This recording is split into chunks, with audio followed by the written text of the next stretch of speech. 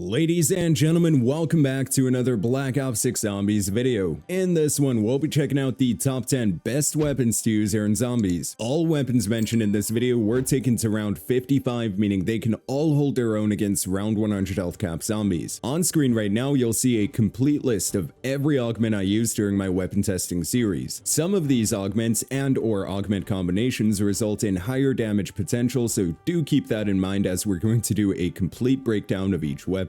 Before we get into it, let's just have a quick word from today's sponsor. If you're looking to unlock the Black Ops 6 Mastery camos or grab a fully maxed out account, then you should definitely check out today's sponsor, Mitch Cactus. With over 15,000 verified reviews, Mitch Cactus is the leading gaming service platform. Browse their website and you'll find multiple discounted offers for in-game currencies, accounts, and more. And the best part is, with my code HYPNO, you'll get an extra discount on your order. Link is in my bio. Thank you again to Mitch Cactus for sponsoring this video. Coming in at the number 10 spot, we have a special weapon, the Sarin 9mm. First added to Black Ops 6 Zombies on the 21st of November last year and publicly released on the 4th of December as part of the Season 1 update, the Sarin 9mm quickly became a fan favorite. This weapon has a base ammo count of 232, 40 in the mag, and 192 in reserve. Of course, that gets doubled for a whopping total of 464 rounds post-pack-a-punch with 80 in the mag and 384 in reserve. The Sarin 9mm is known for being a super hard-hitting weapon. Completely unupgraded, you can expect to see numbers like 30 damage to the body and 147 damage per critical. At Pack 3 Legendary Rarity, you can expect to see numbers like 1,184 damage per body shot and 7,096 per critical. In the footage you're seeing, you may see some higher numbers than I mentioned, but that's due to double tap, which actually leads to our next point. The main issue with the Sarin 9mm was its fire rate. As there is no rapid fire attachment available for this weapon, it's got an RPM of 500. Thankfully, with the reintroduction of double tap, that's less of an issue. Just double tap without any augments increases its fire rate by 25% for a total RPM of 625, which is already great. However, if you add the double time augment to that, you'll see an increase of approximately 44% for a total RPM of 720.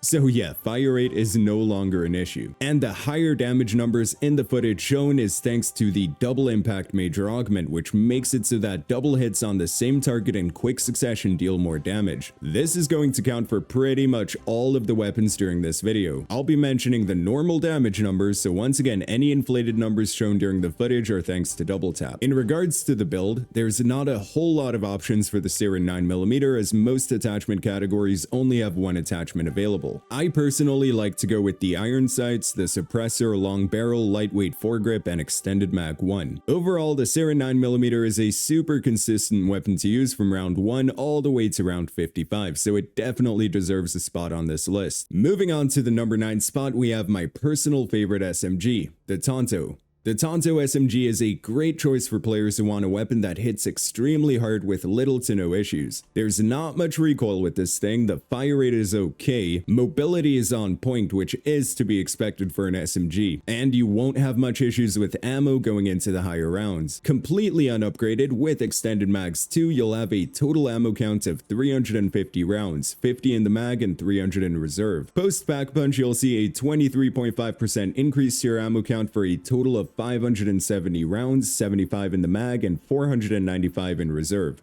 Definitely a good amount. As previously mentioned, the Tanto is known for being a super hard-hitting SMG. Completely unupgraded, you can expect to see numbers like 38 damage to the body and 197 damage per critical. That may not be too impressive, but look at this. At Pack 3 Legendary Rarity, the Tanto is capable of dishing out a whopping 1,216 damage per body shot and 6,335 damage per critical. With the augment combination mentioned at the start of the video, in addition to using the corresponding elemental weakness on an elite, we were able to dish out a max critical hit of 19,209, meaning that we were pretty much deleting Elder Disciples. In terms of the fire rate, with rapid fire, the Tanto has a fire rate of 496 RPM, which gets increased to approximately 714 RPM with double tap and my augment combination. In regards to the build, I like to run the iron sights as they're pretty clean on the Tanto, a suppressor for that added salvage drop chance, the CHF barrel to increase our critical damage output, the Ranger foregrip for some added mobility, of course extended mag 2, the ergonomic grip and balanced stock. I like to run the steady aim laser for hip firing into hordes going into the higher rounds, and last but not least, rapid fire to maximize our DPS. As previously mentioned, the Tanto just checks all boxes and should definitely be added to your arsenal. In the number 8 spot, we have an iconic weapon here in Call of Duty, the XM4. The reason why I felt like this weapon deserves to be on the list is because it has been a really good choice in all games it was featured in. It's the first assault rifle new players unlock, so it's a really good entry-level weapon. Completely unupgraded with extended mag 3 equipped, you'll have a total ammo count of 460 rounds, 100 in the mag and 360 in reserve, which is really impressive. But post-pack punch, you'll see a 54% increase where you'll now have a whopping total of 800 rounds, 200 in the mag and 600 in reserve, which is incredible. Completely unupgraded, you can expect to see numbers like 30 damage to the upper body and 189 per critical. At Pack 3 Legendary Rarity, the XM4 is capable of dishing out a whopping 1,344 damage to the body and 6,304 damage per critical. With Deadwire equipped and the previously shown augment combination, we were capable of dishing out max critical hits of 19,112, which means amalgams and Elder Disciples dropped like a bad habit. In regards to the fire rate, in the footage shown, we were using the 3-round burst mod, which puts our fire rate at 493 RPM, which gets increased to approximately 710 RPM with double tap. Honestly, with an RPM of 710, the 3-round burst basically felt like the normal XM4 without rapid fire. It's actually crazy how good this thing right here is. In regards to the build, I like to run the Kepler Microflex optic as I find it to be the cleanest optic, the suppressor for some added salvage drop chance, the CHF barrel for increased critical damage potential, the vertical foregrip to help with some of that recoil, extended mag 3 of course, the commando rear grip and light stock for some added mobility, and last but not least, the 3-round burst mod, but that's up to personal preference. Drop a comment down below and let me know if you prefer the XM4 with or without the 3-round burst. Lucky number 7. In 7th place, we have a newly added weapon, the HDR sniper rifle. Look. It may not be the best option, however, it is the hardest hitting weapon and there's no denying that. Completely unupgraded, you can expect to see numbers like 265 damage per body shot and 745 per critical. Again, that's completely unupgraded. You'll also have a total ammo count of 49, 9 rounds in the mag and 40 in reserve, which may not sound like much, but you'll need to consider how much damage each shot is capable of doing here. Post-pack punch, the HDR has a total ammo count of 98 rounds, 18 in the mag and 80 in reserve. At Pack 3 Legendary Rarity, you'll see insane numbers like 7,744 damage per body shot and a whopping 37,847 damage per critical.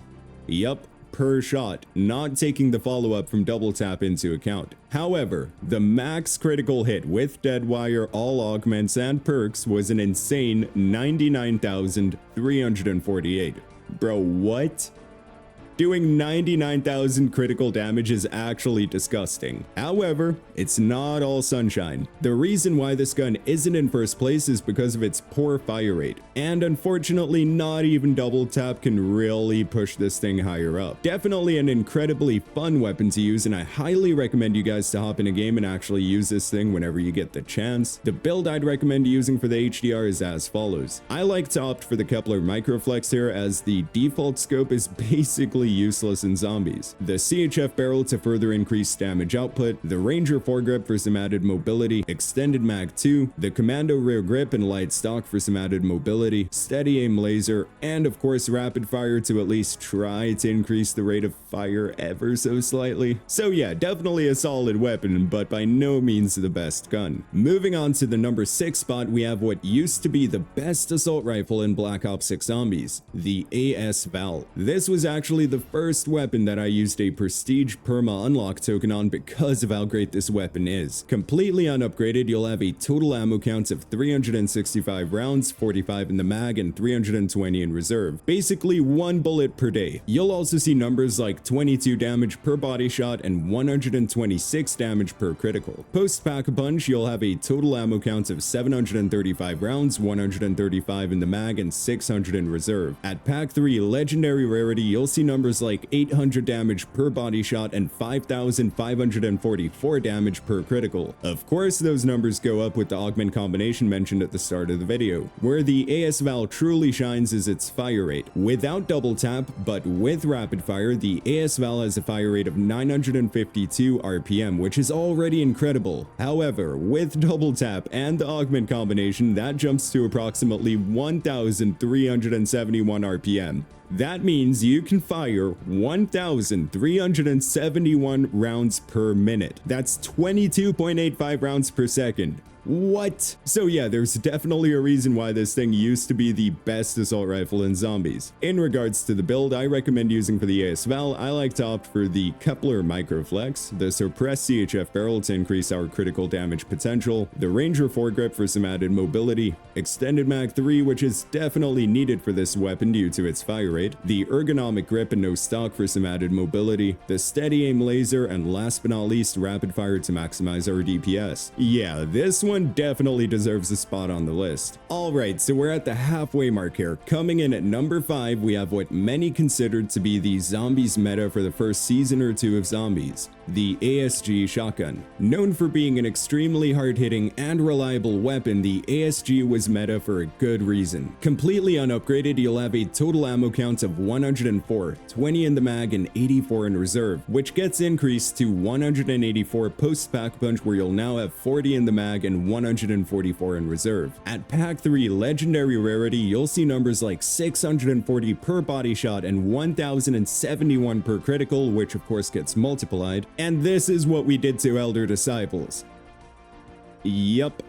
Definitely an absolute demon of a weapon. In terms of the build I recommend using, I know the community is somewhat divided between Rapid Fire and Dragon's Breath, but all things considered, I like to run Rapid Fire on this thing. I like to use Rapid Fire on this thing. We've got the Modified Choke, CHF Barrel, Ranger Foregrip, Extended Mag 2, CQB Grip, Light Stock, Tactical Laser, and as mentioned, Rapid Fire. It's also a great choice if you're looking for a weapon to use for any of the Easter egg boss fights. At number 4, we have the iconic GS45. The GS45 is definitely one of the best weapons to use if you're wanting something to carry you through the early rounds. Where it really shines is post-pack punch, as the GS45 is one of the few weapons in zombies that gains a special ability. The GS45 turns into the iconic Mustang and Sally, where it will now become explosive. Make sure you're running PhD Flooper with this thing to negate all explosive damage, or you're just asking to go down. And yes, I said Flooper on purpose. And mustard and sausage, so don't even bother commenting stuff. This gun is so good that there are multiple XP farming strategies that require this weapon, as you can literally camp in a spot and destroy hordes of zombies coming your way. However, it has one small issue: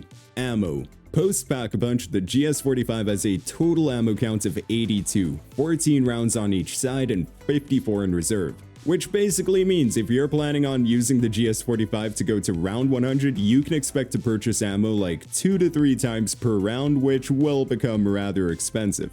In regards to the build I recommend using for the GS45, I like to go with the suppressor for some added salvage drop chance, the reinforced barrel since we're not actually going for criticals with this weapon, the extended mag 2, akimbo of course, and the steady aim laser to increase hipfire accuracy. Definitely a super powerful weapon, but by no means the best gun for high rounding. Coming in at the number 3 spot, we have the newly reintroduced CR56 AMAX. Specifically with the M67 10-round mag attachment. Completely unupgraded, you'll have a total ammo count of 310 rounds, 10 in the mag and 300 in reserve. You can also expect to see numbers like 50 damage per body shot and 443 damage per critical. Post-pack punch, your total ammo count increases to 540 rounds, where you'll now have 60 rounds in the mag and 480 in reserve. At pack 3 legendary rarity, you can expect to see numbers like 1,600 damage per body shot and 14,820 per critical, which is absolutely insane. That can jump over 22,000 per critical with the follow-up shot with double tap. And our max critical hit to Elder Disciples was a whopping 38,905. Yeah, there's a good reason why this thing's in third place. It's definitely hands down the best assault rifle to use in Black Ops 6 Zombies right now. In regards to the build I run for the AMAX, I like to opt for the Kepler Microflex, the monolithic suppressor, the CHF barrel to increase that critical damage, the Ranger foregrip for some added mobility, as previously mentioned, the M67 10-round mags, the Commando grip and balanced stock for some added mobility, and last but not least, rapid fire to maximize our DPS. The only downside to this weapon is that it's single fire, so if you can live with that, it's definitely worth using. At the number 2 spot, we have another weapon that gains a secret ability post-Pack-a-Punch, the SVD sniper rifle. But we'll get into all that in a second. Completely unupgraded, the SVD has a total ammo count of 57 with 12 in the mag and 45 in reserve. You can also expect to see numbers like 182 damage per body shot and 731 damage per critical. Post-Pack-a-Punch, you'll now have a total ammo count of 110 with 14 in the mag and 96 in reserve. But if you pay attention to the center of our screen, the crosshairs now look like that of a shotgun. And that's because the SVD's secret Pack-a-Punch ability is that it becomes a snot gun, a sniper shotgun hybrid, and let me tell you, this thing is an absolute zombie destroyer. At Pack 3 Legendary Rarity, you can expect to see numbers like 3,648 per body shot and 12,640 per critical. The max critical hit we managed to get against Elder Disciples was a whopping 33,180. As you can see here, there's a good reason why the SVD is in second place. In terms of the build I recommend running for the SVD, I like to opt for the iron sights, a suppressor for some added drop chance, the short barrel, extended mag 1, the Commando riser and balanced stock for some added mobility, along with the steady aim laser to increase our hipfire accuracy since it's basically a shotgun post Pack-a-Punch, and last but not least, rapid fire to maximize our DPS. Alright ladies and gentlemen, we've made it to the number 1 spot, and I think the majority of players can agree here. We have the AMR Mod 4. And it's also the third sniper we've mentioned on the list. Completely unupgraded, the AMR Mod 4 has a total ammo count of 65 rounds with 10 in the mag and 55 in reserve. You can also expect to see numbers like 204 damage per shot to the body and 306 damage per critical. Post Pack-a-Punch, you'll have a total ammo count of 116 rounds, 16 in the mag and 100 in reserve, which is already a lot better than the 98 rounds the HDR has. At Pack 3 Legendary Rarity, the AMR Mod 4 is capable of dishing out a whopping 9,792 damage per shot to the body and 22,619 damage per critical. Crazy numbers, right? But where the AMR Mod 4 really shines in comparison to the HDR, look at this fire rate.